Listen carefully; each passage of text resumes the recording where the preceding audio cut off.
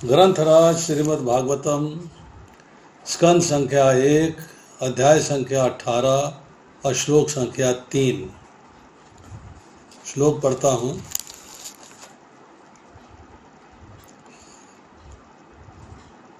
उत्सृज सर्वतः संगम विज्ञात अजित संस्थिति वयासके जहो शिष्य गंगायां स्वं कलेवरम। उत्सृज सर्वतः संगम विज्ञात अजित संस्थिति वयासके जहो शिष्य गंगायां स्वं कलेवरम। उत्सृज सर्वतः संगम विज्ञात अजित संस्थिति वैसाय के जहो शिष्य गंगायां स्वयं कलेवरम। शब्दार्थ पढ़ता हूँ। उत्सृज छोड़कर, सर्वथा चारों ओर, संगम सात संग, विज्ञात समझा जाकर, अजित जो कभी जीता ना जा सके भगवान, संस्थिति वास्तविक स्थिति, वयासके व्यास के पुत्र को जाहो त्याग दिया, शिष्य के रूप में गंगायाम गंगा नदी के तट पर स्वयं अपने कलेवरम शरीर को। अनुवाद करता हूँ शिल प्रभुपाद द्वारा। तत्पश्चात अपने समस्त संगियों को छोड़कर राजा ने शिष्य रूप में व्यास के पुत्र सुखदेव गोस्वामी की शरण ग्रहण करी और इस प्रकार वह भगवान की वास्तविक स्थिति को समझ सका। यहाँ पर अजित शब्द महत्वपूर्ण है। भगवान श्री कृष्ण अजित अर्थात न जीते जा सकने वाले कहलाते हैं और हर प्रकार से अजित हैं। कोई उनकी वास्तविक स्थिति को नहीं जान सकता। वे ज्ञान द्वारा भी अजित हैं। हमने उनके गोलोक, गोधाम, गोलोक वृंदावन के विषय में सुना है, लेकिन ऐसे अनेक पंडित हैं जो इस धाम की कई तरह से व्याख्या करते हैं, किंतु सुखदेव गोस्वामी जैसे गुरु की कृपा से, जिसकी शरण राजा ने शिष्य रूप में ग्रहण करी, मनुष्य भगवान की वास्तविक स्थिति, उनके नित्य धाम और धाम की दिव्य साज सामग्री को समझ सकता है। भगवान की दिव्य स्थिति को जानते हुए तथा उस दिव्य विधि से जिससे उस धाम तक पहुंचा जा सकता है, राजा अपने चरम गंतव्य के विषय में आश्वस्त था और इसे जान लेने के कारण वह प्रत्येक भौतिक वस्तु को, यहाँ तक कि अपने भौतिक शरीर को भी किसी आसक्ति के बिना छोड़ सकता था। भगवद गीता में कहा गया है, परम दृष्टवा निवर्तते। परम अर्थात वस्तुओं के श्रेष्ठ गुण को देख लेने पर मनुष्य सारी भौतिक आसक्ति छोड़ सकता है। भगवद गीता से हम उस भगवान की शक्ति के गुण को समझते हैं जो भौतिक शक्ति के गुण से श्रेष्ठ है, और सुखदेव गोस्वामी जैसे प्रमाणिक गुरु की कृपा से भगवान की उस पराशक्ति को जाना जा सकता है, जिससे भगवान अपने नित्य धाम, गुण, लीलाओं, साज सामग्री तथा अनेक रूपता को प्रकट करते हैं। भगवान की इस पराशक्ति को समझे बिना कोई कितना ही परम सत्य के वास्तविक स्वभाव के विषय में सैद्धांतिक चिंतन क्यों न करे, भौतिक शक्ति को छोड़ नहीं पाता। भगवान कृष्ण की कृपा से महाराज परीक्षित को सुखदेव गोस्वामी जैसे महापुरुष की कृपा प्राप्त थी। अतएव वे अजित भगवान की वास्तविक स्थिति को समझ सकते थे। वैदिक साहित्य से भगवान को खोज निकालना कठिन है, किंतु सुखदेव गोस्वामी जैसे मुक्त भक्त की कृपा से उन्हें जान पाना अत्यंत सरल है। ओम अज्ञानतिमिरन्धस्य ज्ञानाञ्जनशलाकया चक्षुरुन्मीलितं येन तस्मै श्री गुरुवे नमः। श्री चैतन्य मनोभीष्टं स्थापितं येन भूतले स्वयं रूप कदामयं ददाति स्वपदान्तिकं।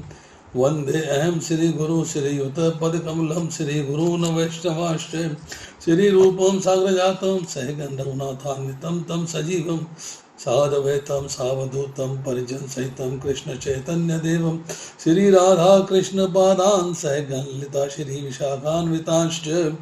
हे कृष्ण करुणा सिंधु दीनबंधु जगतपते गोपेश गोपिका कांत राधा कांत नमोस्तुते। तप्त कांचन गौरांगी राधे वृंदावनेश्वरी वृषभानु सुते देवी प्रणमामि हरिप्रिये। वाञ्छाकल्पतरुभ्यश्च कृपा सिन्धुभ्येव च पतितानां पावनेभ्यो वैष्णवेभ्यो नमो नमः। जय श्री कृष्ण चैतन्य प्रभु नित्यानंद श्री अद्वैत गदाधर श्रीवासादि गौर भक्तवृंद। हरे कृष्ण कृष्ण कृष्ण हरे हरे, हरे राम राम राम हरे हरे। नमो विष्णुपादाय कृष्ण प्रेष्ठाय भूतले श्रीमते भक्ति वेदांत स्वामिनिति नामिने। नामस्ते सरस्वते देवे गौरवाणी प्रचारिणे निर्विशेषा शून्यवादी पाश्चात्य देश तारिणे।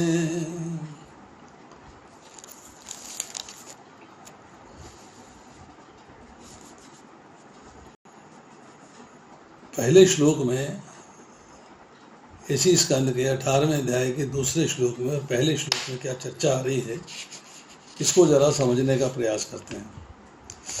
श्री सूत गोस्वामी ने कहा, भगवान कृष्ण अद्भुत कार्य करने वाले हैं। उनकी कृपा से द्रोण के पुत्र के अस्त्र द्वारा अपनी माता के गर्भ में ही प्रहार किए जाने के बाद भी महाराजा परीक्षित जल नहीं पाए। ये शो करता है भगवान की सुप्रीमेसी, ये शो करता है भगवान के अद्भुत कार्यकलाप। भगवान ऐसे ऐसे कार्य करते हैं जो हम किसी को इमेजिन नहीं कर सकते। अर्जुन के सारथी बन गए, ऋषियों के, मुनियों के, ब्राह्मणों के चरण पखारे, त्याग किया है। 6 दिन की आयु में पूतना का वध कर दिया, बाल लीलाएं करी, गोवर्धन को धारण कर लिया। ये जो भगवान के अद्भुत कार्य हैं, तो इनकी चर्चा करते हुए आगे कहते हैं, इसके अतिरिक्त महाराजा परीक्षित जानबूझकर सदैव भगवान के शरणागत रहते थे। मतलब उनको ये बात समझ में आ चुकी थी कि मुझे भगवान के शरणागत होना है। ये बात हमको भी समझ में आनी चाहिए कि हमको भगवान के शरणागत होना है। ये बात हमारी समझ में भी आनी चाहिए। अगर हमारी समझ में नहीं आती है तो हमारी मूर्खता है। हमेशा भगवान की शरणागति में रहना चाहिए। अतः वे सर्प के भय से, जो उन्हें ब्राह्मण बालक के कुप भाजन बनने के कारण होने वाला था, न तो भयभीत तेरे सब मोहित थे। तो भगवान की शरणागति ले ली है तो भय कैसा, फिर डर कैसा। जब भगवान मेरे स्वामी हैं, भगवान मेरे रक्षा करने वाले हैं, भगवान मेरी देखरेख करेंगे, मेरा ध्यान देंगे, मेरी रक्षा करेंगे, फिर मुझे किस बात का डर है। तो यहाँ सांप के द्वारा काटे जाने का जो भय है वो नहीं है। अब उन्होंने किया क्या, वो आज के श्लोक में चर्चा आ रही है।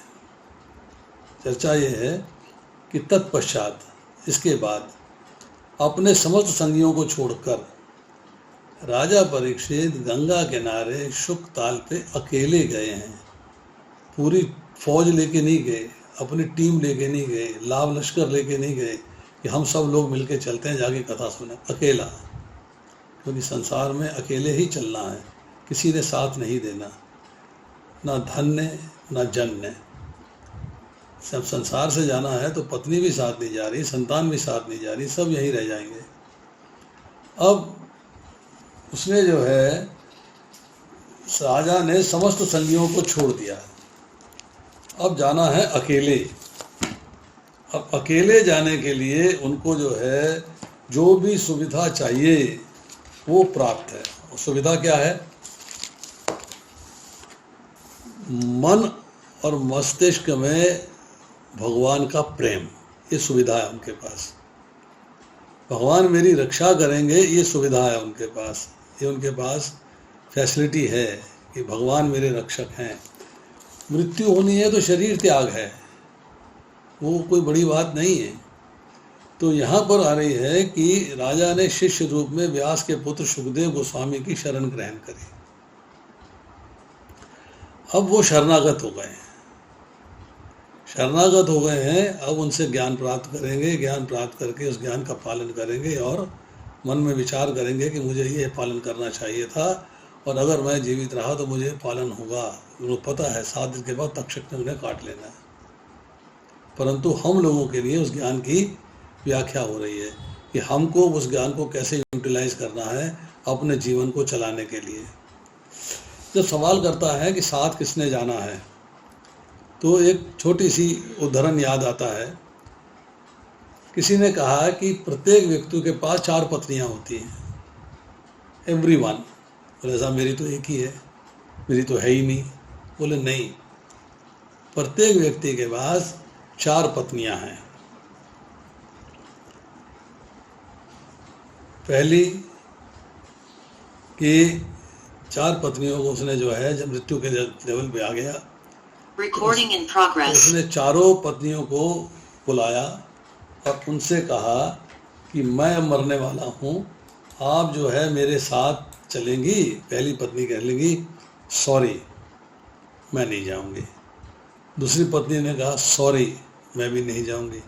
तीसरी पत्नी ने कहा सॉरी मैं भी नहीं जाऊंगी। और चौथी पत्नी ने कहा यस मैं जाऊंगी। तो 4 पत्नियां कौन हैं जो सॉरी कह रही हैं, जो ना कर रही हैं, जो हाँ जाने के लिए नहीं कह रही? तो पहली पत्नी है व्यक्ति का शरीर। शरीर यही रह जाता है, दाह संस्कार कर देते हैं, वो साथ नहीं जाता है, वो साथ नहीं जाता है। दूसरी पत्नी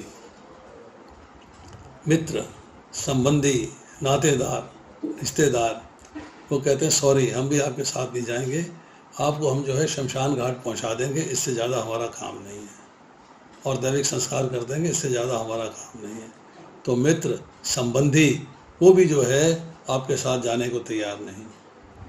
तीसरी पत्नी कौन है? मैं तो दूसरे से शादी कर लूँगी, मैं आपके साथ नहीं जाऊँगी। बोला दूसरे से शादी कर लोगी? तुमने मुझसे इतना प्रेम किया है, मैंने तुमसे इतना प्रेम किया है, अब तुम दूसरे की हो जाओगी? कहती यस। मैं कौन हूँ? मैं हूँ वेल्थ, प्रॉपर्टी। तुम्हारे मरने के बाद मैं दूसरे की हो जाऊँगी, तुम्हारी नहीं रहूँगी, तुम्हारे साथ नहीं जाऊँगी। अब बेचारा थक के हार के उसने चौथी पत्नी को बुलाया, दुबली पतली मरील सी सिकुड़ी हुई। वो बेचारी कहती है कि यस मैं आपके साथ जाऊँगी, हर क्षण, हर समय, हर पल। मैं कौन हूँ? मैं आपकी आत्मा हूँ।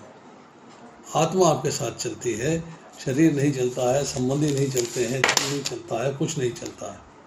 तो यहाँ जो है राजा परीक्षित ने समस्त संगी छोड़ दिए, रिश्तेदार छोड़ दिए, नातेदार छोड़ दिए, धन छोड़ दिया, शरीर छोड़ने को तैयार बैठे हैं। अब इस सब को छोड़ने के बाद व्यासदेव जी के पुत्र सुखदेव गोस्वामी की शरण लेने के बाद अब वो जो है भगवान की वास्तविक स्थिति को समझ पाया है कि यस भगवान कौन है और मेरा उनसे क्या संबंध है, उस संबंध को मैंने कैसे निभाना है, इस बात को वो समझ पाया। इसके तात्पर्य में प्रभुपाद लिखते हैं यहाँ पर अजित शब्द महत्वपूर्ण है। अजित का अर्थ ये है जिसको जीता ना जा सके। जित मतलब जीतना, मतलब जीता ना जाना। भगवान को कोई भी व्यक्ति जीत नहीं सकता, चाहे वो ज्ञान हो, चाहे धन हो, चाहे सौंदर्य हो, चाहे शक्ति हो, चाहे त्याग हो, चाहे यश हो। 6 के 6 गुण जो भगवान के अंदर हैं वो सुप्रीम हैं, सबसे ज़्यादा हैं, उनसे पार कोई नहीं पा सकता। कोई व्यक्ति बहुत सुंदर हो सकता है, धनवान नहीं हो सकता, बहुत धनवान हो सकता है, यश नहीं हो सकता। मतलब सारे गुण केवल भगवान में प्रकट हैं। यही बात जो है पराशर मुनि कहते हैं कि जिसके पास 6 गुण हैं, 6 गुणों को वहन करता है, भक्त मतलब 6 ऐश्वर्य और वान मतलब वहन करने वाला, जो 6 ऐश्वर्यों को वहन करता है वही भगवान है। और भगवान जीते नहीं जा सकते किसी भी सोर्स में, किसी भी कीमत में, किसी भी कारण से, किसी के भी द्वारा। ये 6 के जो उसके अंदर नहीं होते और भगवान को जीत नहीं सकता। कोई उनकी वास्तविक स्थिति को नहीं जान सकता, वे ज्ञान द्वारा भी अजित हैं। अगर आप समझें कि मैंने ज्ञान प्राप्त कर लिया है और ज्ञान प्राप्त करके मैं भगवान को जान सकता हूँ, भगवान को समझ सकता हूँ, भगवान के कार्यकलाप समझ सकता हूँ, उन पर विश्वास कर सकता हूँ, श्रद्धा कर सकता हूँ, तो भी इम्पॉसिबल है। क्योंकि भगवान कहते हैं भक्त्या माम अभिजानाति, कि भक्त ही मेरे को जान सकता है। ज्ञान प्राप्त करने के बाद आपको पता लग जाएगा थोड़ा बहुत, पर विश्वास होना, एक्सट्रीम विश्वास होना भगवान के कार्यकलापों पे। 6 दिन के बालक ने पूतना का वध कर दिया, कैसे विश्वास हो जाएगा? मुझे तो नहीं होता, व्यक्ति ये कहता ये सब गपोड़ शंखी है, मुझे तो नहीं होता। पर जब वो भक्त बन जाएगा, भगवान के कार्यकलापों को समझ लेगा, भगवान की लीलाओं को समझ लेगा, तब उससे विश्वास हो जाएगा। तब ही विल स्टार्ट बिलीविंग कि यस दिस इज पॉसिबल। अब प्रभुपाद कहते हैं कि ज्ञान प्राप्त करके भी भगवान अजित है। मतलब आपने ज्ञान प्राप्त कर लिया, फिर भी भगवान को जीत नहीं सकते, भगवान के बारे में जान नहीं सकते। ज्ञान के द्वारा आपके हृदय का शुद्धिकरण होता है, आपका हार्ट प्यूरिफाई होता है, आपके मन के अंदर भावनाएं बदलती हैं, परंतु भगवान को जान पाना अभी भी कठिन है। हमने उनके धाम गोलोक वृंदावन के विषय में सुना है, लेकिन ऐसे अनेक पंडित हैं इस धाम की इस तरह से व्याख्या करते हैं। भगवान के धाम के बारे में सुना है, कैसा है, चिंतामणि है, वहाँ सारी इच्छाएं पूर्ण होती हैं। भगवान के धाम में ऐसी वृक्ष हैं, ऐसी लताएं हैं, ऐसे पेड़ हैं, ऐसे पक्षी हैं, ऐसा सब कुछ है। भगवान क्या कहते हैं?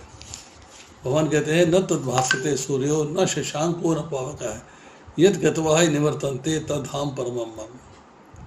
कि मेरे धाम, स्वयं धाम को, मेरे धाम को, मेरे गोलोक वृंदावन को ना सूर्य प्रकाशित कर सकता है, ना ही चंद्रमा, ना ही अग्नि प्रज्वलित कर सकती है, प्रकाशित कर सकती है।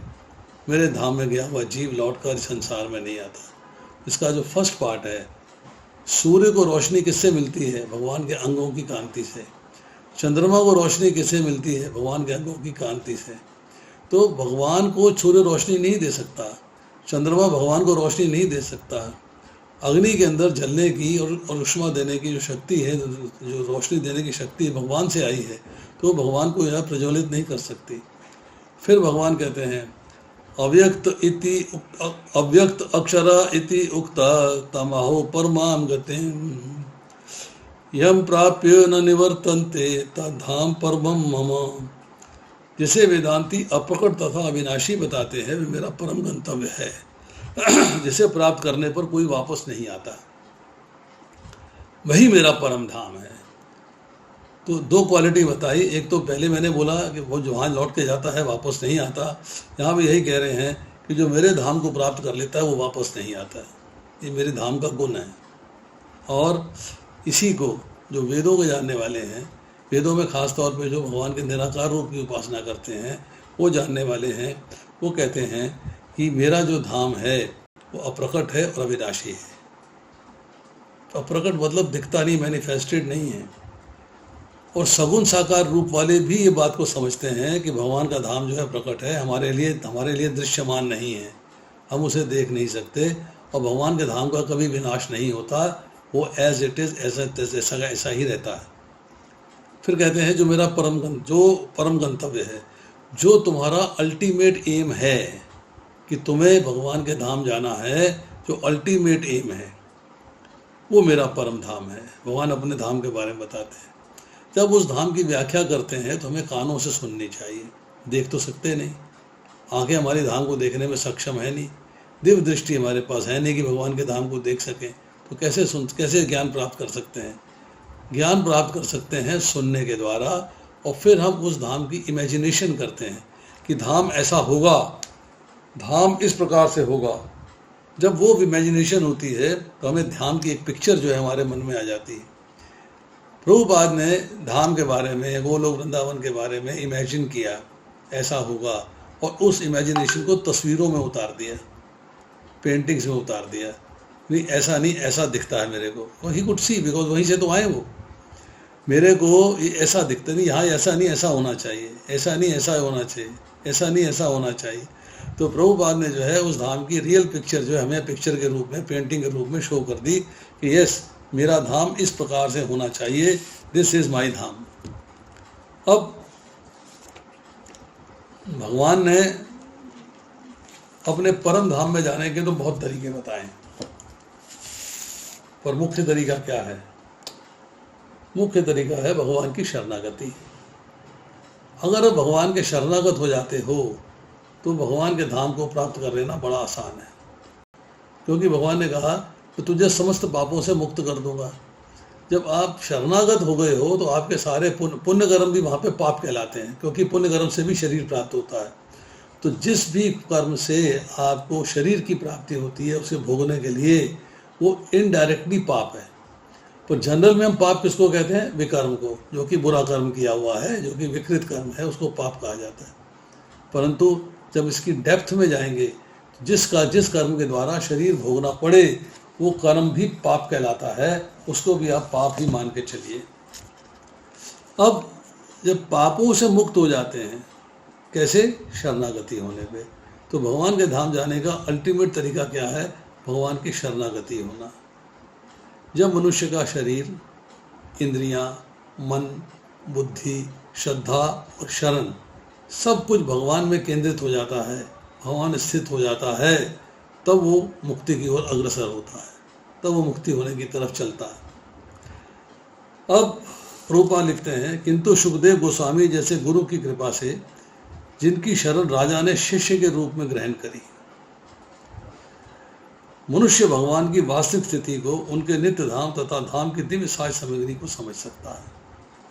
हम लोग कई बार कहते हैं चलो वृंदावन चलते हैं, श्रीनाथ जी चलते हैं, त्रिशुरापल्ली चलते हैं, रामेश्वरम चलते हैं, यहाँ चलते हैं, वहाँ चलते हैं, द्वारका चलते हैं। टिकट बुक कराई, चले गए, गाड़ी उठाई, चले गए, जाके देख आए, धाम के दर्शन नहीं हुए। वैष्णव कहते हैं, शास्त्र कहता है कि अगर आपको धाम के दर्शन करने हैं तो कान से करने हैं, कान से। दर्शन कान से होने चाहिए।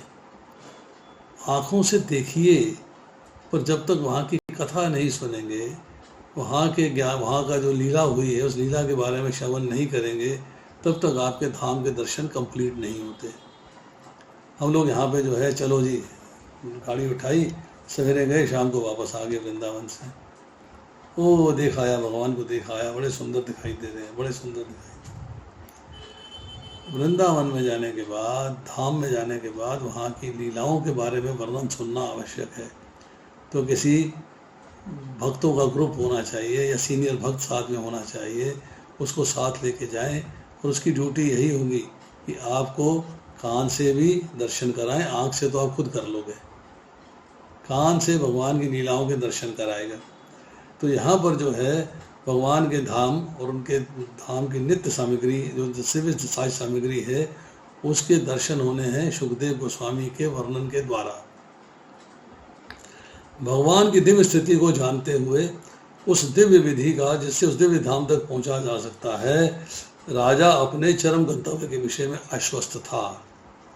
इसे जान लेने के कारण प्रत्येक भौतिक वस्तु को, यहाँ तक कि अपने भौतिक शरीर को भी बिना किसी आसक्ति के छोड़ सकता था। भगवान कहते हैं कि ध्यान मेरे में लगाओ, अनन्य चेता सत्यम योग। तुम्हारा ध्यान में, तुम्हारे चिंतन में केवल मैं होना चाहिए, मेरे अलावा हर चीज़ अन्य है।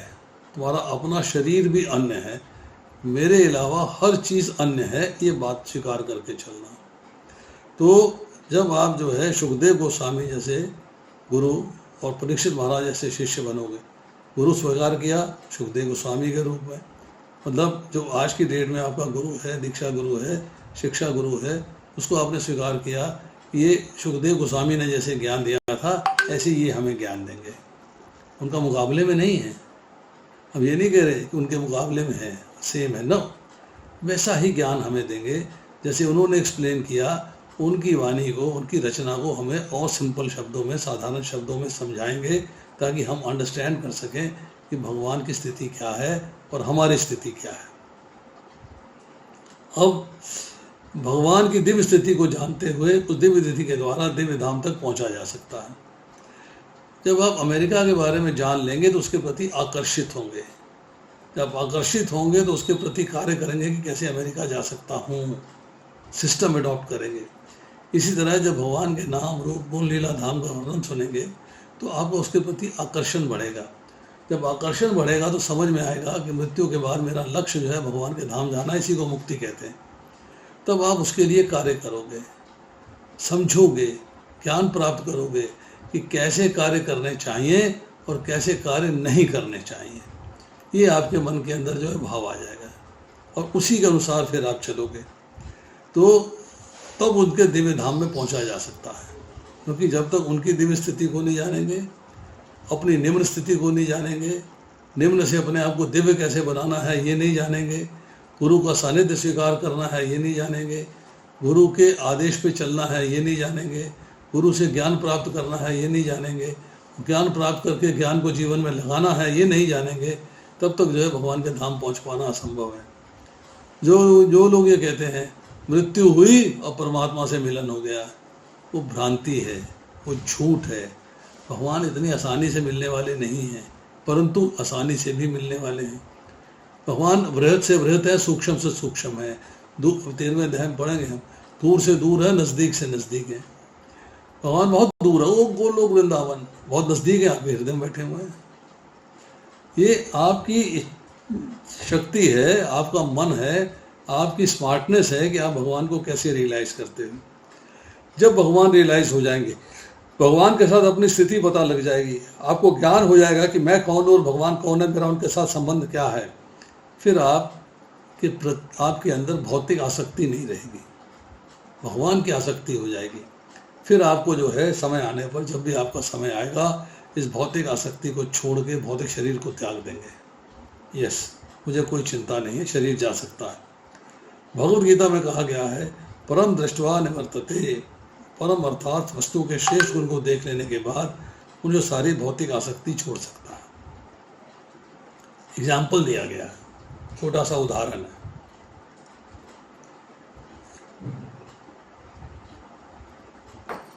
एक व्यक्ति पैदल चलता था, साइकिल आ गया तो पैदल चलना कम हो गया, स्कूटर आ गया तो साइकिल बंद हो गया, कार आ गई तो स्कूटर बंद हो गया।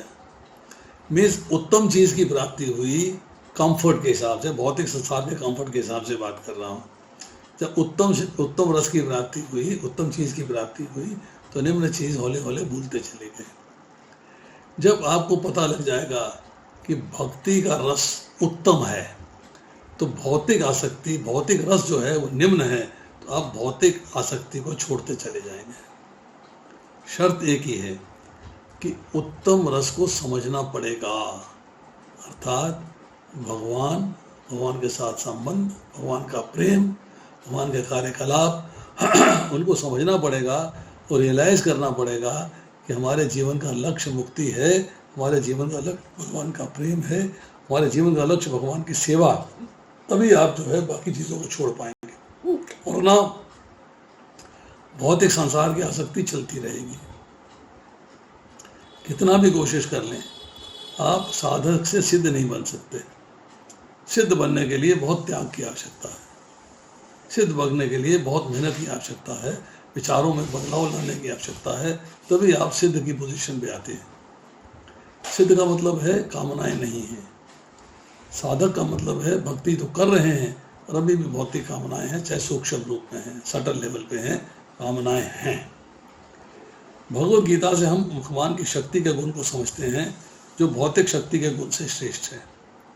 जब हम भगवान के बारे में जान लेते हैं, भगवान के बारे में समझ लेते हैं और ये समझ लेते हैं कि भगवान की शक्ति भौतिक शक्ति से उत्तम है, भगवान का दर्शन भौतिक संसार की चीज़ों को देखने से उत्तम है, तो हमें जो है भगवान के नाम, रूप, गुण, लीला, धाम, इनके बारे में सुनना, इनके बारे में चर्चा करना एक उत्तम रस हो जाता है। फिर भौतिक संसार में भौतिक वस्तुओं की चर्चा करना, उनके गुणों की चर्चा करना इन्फीरियर हो जाता है। तो हम जो है सारी भौतिक आसक्ति छोड़ सकते हैं।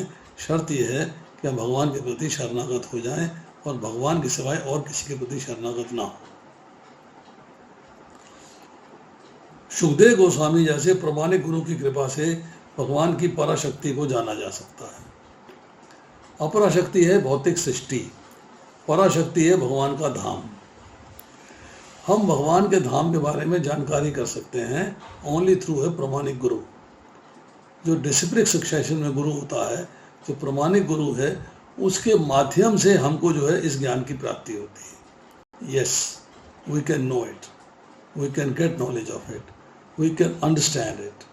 हम उस पर चिंतन कर सकते हैं, मनन कर सकते हैं, समझ सकते हैं, क्योंकि हमारे लिए उस वक़्त भगवान के बारे में जानना, सुनना, सोचना, समझना, मनन करना अति आवश्यक हो जाता है जब हम ये लक्ष्य धारण कर लेते हैं कि हमें मुक्ति प्राप्त करनी है।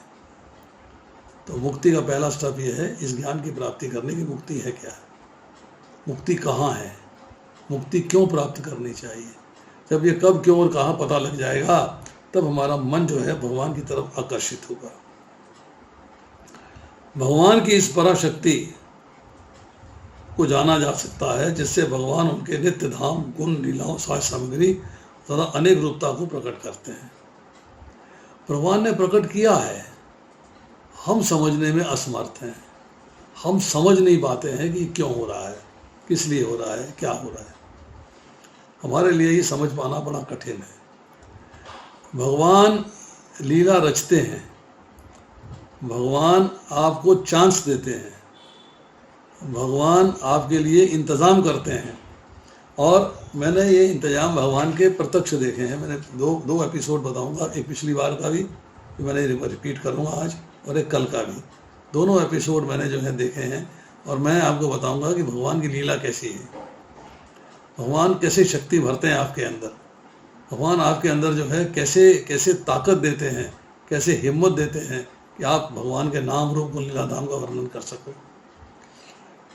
भगवान की इस पराशक्ति को समझे बिना कोई कितना भी परम सत्य के वास्तविक स्वभाव के विषय में सैद्धांतिक चिंतन क्यों ना करे, भौतिक शक्ति को छोड़ नहीं पाता जब तक अंडरस्टैंड नहीं कर लेंगे। आपने देखा, एक डबल डोर टीवी है या डबल डोर फ्रिज है और एक सिंगल डोर फ्रिज है छोटा। जब तक डबल डोर फ्रिज के एडवांटेजेस, फ़ायदे, उसके क्या क्या लाभ हो सकते हैं आपको, उसके कैसे उसको इस्तेमाल करने में सुविधा है, कैसे आराम है आपको, जब तक उसका ज्ञान नहीं प्राप्त कर लेंगे तब आपका मन छोटे फ्रिज को छोड़ के बड़े फ्रिज को लेने को नहीं करेगा। मीन्स एक चीज़ को छोड़ना है, किसको, भौतिक संसार को। अभी हमें भौतिक संसार की चीज़ें आकृष्ट कर रही हैं, ये भी अच्छा है, ये भी अच्छा, वो भी अच्छा, ये भी अच्छा, वो भी अच्छा, हमें भौतिक संसार की चीज़ें आकृष्ट कर रही हैं। परंतु जब हमें भौतिक संसार की चीज़ों के मुकाबले में आध्यात्मिक संसार अर्थात भगवान की पराशक्ति को हम समझ लेते हैं, उसके बारे में ज्ञान प्राप्त कर लेते हैं, उसके बारे में चिंतन करते हैं, मनन करते हैं, तब उसके प्रति हमारा आकर्षण हो जाता है और भौतिक शक्ति छूट जाती है, भौतिक आसक्ति छूट जाती है, कम हो जाती है, बिल्कुल जीरो हो जाती है। भगवान कृष्ण की कृपा से महाराज परीक्षित को सुखदेव गोस्वामी महापुरुष की कृपा प्राप्त थी, अतः वे अजित भगवान की वास्तविक स्थिति को समझ सकते थे। परीक्षित महाराज को पता था कि ब्रह्मास्त्र के वार से मेरी माता को जब मैं गर्भ में था तो भगवान कृष्ण ने बचाया है, ये जानते थे इस बात को। उन्हें ये भी पता है ब्रह्मास्त्र कितना पावरफुल है, उससे व्यक्ति के बचने का, आसपास के भी हजारों लोगों के बचने का कोई संभावना नहीं है। वो ये बात को समझते हैं, और इस बात को समझने के बाद उनके मन के अंदर ये बात आती है कि भगवान कृष्ण अगर मेरे लिए कुछ नियत कर रहे हैं, मेरे लिए प्लान कर रहे हैं, तो मुझे वो करना चाहिए, मुझे वो करना चाहिए। और करना क्या है, सुखदेव गोस्वामी से महापुरुष की शरण ग्रहण करनी चाहिए और उनसे ज्ञान की प्राप्ति करनी चाहिए, कथा सुननी चाहिए, भगवान के नाम, रूप, गुण, लीला, धाम का वर्णन सुनना चाहिए। वैदिक साहित्य से भगवान को खोज निकालना कठिन है। अब पढ़ते जाइए, पढ़ते जाइए, पढ़ते जाइए, पढ़ते जाइए, आप भगवान को जान नहीं सकते। खोज निकालने का मतलब भगवान को जानना। भगवान को जान सकता है भक्त, भक्त्या माम अभिजानाति, भक्त ही भगवान को जान सकता है। आप पढ़ने के, ज्ञान प्राप्त करने के बाद आपके हृदय का शुद्धिकरण होता है, पर उसके बाद आप कर्म योग में लगते हो, ध्यान योग करते हो, अल्टीमेटली आप भक्ति योग में लगते हो। जब भक्ति योग में आ जाते हो, भगवान के भक्त बन जाते हो, तब आप जो है भगवान की स्थिति को समझ पाते हो, अपनी स्थिति को समझ पाते हो और भगवान को जान पाते हो। तो भक्ति योग में आए बगैर भगवान को जान नहीं सकते। किंतु सुखदेव गोस्वामी जैसे मुक्त भक्त की कृपा से उन्हें समझ पाना अत्यंत सरल है। उसके मुकाबले में आज की बात करें तो वैष्णव आचार्य, आपके दीक्षा गुरु, आपके शिक्षा गुरु, उनकी सहायता से, उनकी मदद से आप जो है प्राप्त कर सकते हो भगवान के ज्ञान को और भगवान को समझ सकते हो। This is essential. ये आपको करना है कि भगवान के प्रति शरणागत होना है और गुरु के प्रति शरणागत होना है। मैं आपको एपिसोड बता रहा था, पिछली बार भी मैंने डिस्कशन किया था कि कल का दिन, मैं कल की बात करता हूँ पहले, कल संडे था, तो फरीदाबाद से एक फ़ोन आया कि प्रभु जी आपका लेक्चर रख दिया गया है, प्रभुपाल लीलामृत में एक आज की लेक्चर है, आपने आना है। तो फरीदाबाद वाले मुझे कभी कभी बुलाते हैं तो मैंने मना नहीं कर पाता, प्रेम है उनका मेरे से, क्योंकि वहाँ के जो प्रेसिडेंट हैं, जब ओपनिंग हुई फरीदाबाद मंदिर के पीछे तो मैं नहीं जा पा रहा था हेल्थ इशू से। मैंने प्रभु जी मैं यहाँ से ड्राइव नहीं कर सकता हूँ, मैं नहीं जा पाता हूँ। तो विष्णु प्रभु ने मेरे को फ़ोन किया, 2 भक्त भेजे यहाँ पे मेरे घर पे। मुझसे कहने लगे प्रभु जी आपकी गोदी में तो खेल के हम बड़े हुए हैं, आपकी गोदी में हमने बोलना सीखा है, आप नहीं आओगे तो हमारा मन प्रसन्न नहीं होगा, हम दुखी हो जाएंगे, हम गाड़ी भेजेंगे आपके घर से पिक करेगी, आपको आपके घर छोड़ेगी। तो मैं गया, ये भाव था भक्त का। इसीलिए मैंने कल का लेक्चर जो है फरीदाबाद के लिए एक्सेप्ट कर लिया। एक्सेप्ट करने के बाद मैंने देखा ओहो मेरा तो गुड़गांव में लेक्चर है संडे मॉर्निंग को 45 सेक्टर में। अब मैं कंफ्यूज हो गया, अभी करूँ क्या करूँ, फरीदाबाद को मना करूँ तो मन नहीं मानता, यहाँ मना करूँ तो मन नहीं मानता, क्योंकि गुड़गांव में मैंने 2003 से प्रीचिंग करी है। 2003 से मैं लगातार प्रीच करता आ रहा हूँ। पहले मैं आ जाता था, 8-10 साल में वहाँ पे प्रैक्टिकली गया हूँ, 10-12 साल में गया हूँ, और अब मैं ऑनलाइन करता हूँ, अब जाता भी हूँ। दोनों सिचुएशंस हैं, तो गुड़गांव को भी नाराज़ नहीं कर सकता और फरीदाबाद को भी नाराज़ नहीं कर सकता। तो मैंने फिर जो है सोचा कि मैं इसको स्वैप कर लेता हूँ, किसी और के साथ चेंज कर लेता हूँ। तो मैंने सुदामा विप्र प्रभु से चेंज करने की सोची। जूनियर भक्त हैं, मेरे आदर देते हैं, मान देते हैं, सम्मान देते हैं, तो मेरा लेक्चर चेंज कर लेंगे, वो चेंज कर लेंगे। तो मैंने वरुण प्रभु को फ़ोन किया, उनकी दुबई क्लास चलती है जिसमें मैं सवेरे लेक्चर देता हूँ। तो मैंने उनसे कहा, मैंने कहा प्रभु जी सुदामा विप्र से ज़रा बात करो, उसका नंबर नहीं है मेरे पास, उससे बोलो कि ज़रा मेरा से लेक्चर स्वैप कर ले। उनका मैसेज आया प्रभु जी वो उदयपुर में है। मैंने कहा ठीक है, नहीं हो सकता। फिर मैंने दीन सुदामा प्रभु से रिक्वेस्ट करी, उन्होंने मेरी रिक्वेस्ट को मान लिया और स्वैप कर लिया, संडे कर लिया। मैं आज मंडे के लिए आ गया। पर आप सोचिएगा कि थर्सडे का लेक्चर दिन वो सुदामा प्रभु आए ही नहीं और मैं लेक्चर सुनने के लिए बैठा हुआ था, मुझे लेक्चर करना मिल गया। तो ये भगवान की लीला नहीं है तो और क्या है, ये भगवान ऑर्गेनाइज करते हैं। दूसरी बात मैं कल की बता रहा था, सरिता विहार है फरीदाबाद और हमारे दिल्ली के बीच में। सरिता विहार में एक डॉक्टर हैं, मेरे मित्र हैं, वो इस्कॉन डिवोटी भी हैं, उनकी पत्नी भी इस्कॉन डिवोटी है, जिनको हम यात्रा में कई बार ले जा चुके हैं। उनसे मैंने चर्चा करी कि मेरे हार्ट में प्रॉब्लम आ गई है, तो मैं चाहता हूँ कि एक बार मैं तुम्हारे पास आऊँ और तुमसे कंसल्ट करूँ। उन्होंने कहा आ जाइए। 2 बार अपॉइंटमेंट फिक्स हुआ, दोनों बार को ऐसे हालात बने, एक बार उनकी तबीयत खराब हो गई, एक बार मेरी तबीयत खराब हो गई, मैं जा ही नहीं पाया। कल मैंने सवेरे प्रसाद पाने के बाद डॉक्टर साहब को फ़ोन किया, मैंने डॉक्टर गुप्ता मैं आपके पास आना चाहता हूँ, क्या मैं आज आ सकता हूँ, अवेलेबल हैं? कहते कितनी देर में आएंगे आप? मैंने कहा आधे घंटे में। कहते आ जाइए। अब मुझे 1 बजे महिपालपुर में लेक्चर देना था। अब मैंने कहा कि 11 बज गए हैं, 2 घंटे का टाइम है, चलो आधे घंटे में पहुंच जाऊंगा, 11:30 बज जाएंगे, 11:30 से लेकर 12 तक उनसे बात करूंगा, 12 बजे चलूंगा और 1 बजे लेक्चर में आ जाऊंगा। उनके यहाँ पहुंचा तो उनके यहाँ भीड़ थी, टाइम लग गया, समय लग गया, तो मुझे वहाँ पर हो गए 12:25। अब मैंने सोचा कि आज महिपालपुर का लेक्चर गया, आज नहीं हो सकता, उनको फ़ोन कर देता हूँ भाई मैं नहीं कर सकता। वो ऐन मौके पे मना करूँ तो किसको अरेंज करेंगे? वो छोटा सा सेंटर है, थोड़े से लोग हैं, बड़े प्रेम करते हैं और सुनने को लालायित रहते हैं। मैंने कहा चलो चलते हैं, उनको फ़ोन कर देता हूँ, 10 मिनट 15 मिनट लेट हो जाऊँगा, कीर्तन कर लें तब तक। And you will not believe, पूरे 1 बजे मेरी गाड़ी उनके मंदिर के द्वार पे थी। उतरा, गया, लेक्चर दिया, 2 बजे तक कथा करी, 3 बजे वहाँ से चला और सीधा गया पानीपत। पानीपत पहुँच गया, 7 बजे लेक्चर किया, 9 बजे वहाँ से चला, 12 बजे थका हुआ, चूर चूर, मेरे में चलने की भी हिम्मत नहीं थी, पर भगवान की शक्ति थी। प्रचार करना है, भगवान का गुणगान करना है। एक जगह भगवत गीता चल रही है, एक जगह नरसिंह भगवान की कथा चली है, एक जगह प्रभुपाल लीलामृत चली है, तीनों जगह अलग अलग चैप्टर्स हैं, अलग अलग टॉपिक्स हैं, पर भगवान की शक्ति, भगवान भरते हैं, हिम्मत देते हैं, प्रभुपाल शक्ति देते हैं कि यस तुम में शक्ति है, तुम जाओ। 3 घंटे की जर्नी जाने की, पानीपत 3 घंटे की जर्नी आने की। रात को मैं थक के सोया था, मेरे में लगता नहीं था कि मैं सुबह लेक्चर कर पाऊँगा।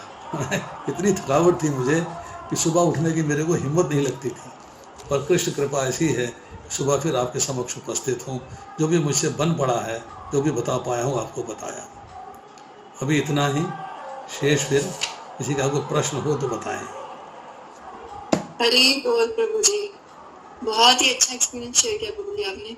आपके एक्सपीरियंस से हमें भी हिम्मत मिलती है कि हम भी कुछ कर पाए कभी। मैं भक्तों से रिक्वेस्ट करूंगी, प्लीज प्रभु जी से कोई क्वेश्चन पूछना चाहें तो हाथ रेज कीजिए, हैंड रेज कीजिए।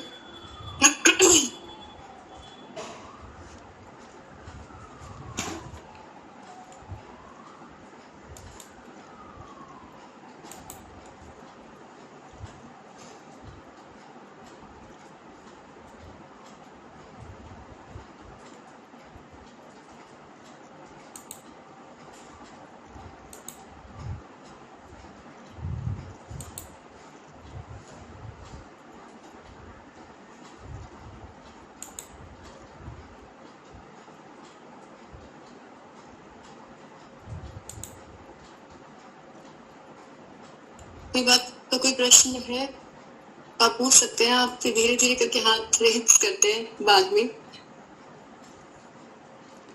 प्रश्न करने वालों को नाम पढ़ता हूँ मैं, जो हमेशा प्रश्न करते हैं। शांति प्रदा माता जी हैं, उनका कोई सवाल हो तो।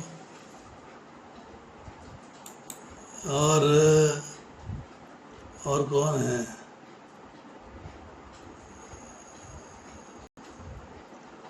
और तो मैं नामों को जानता नहीं।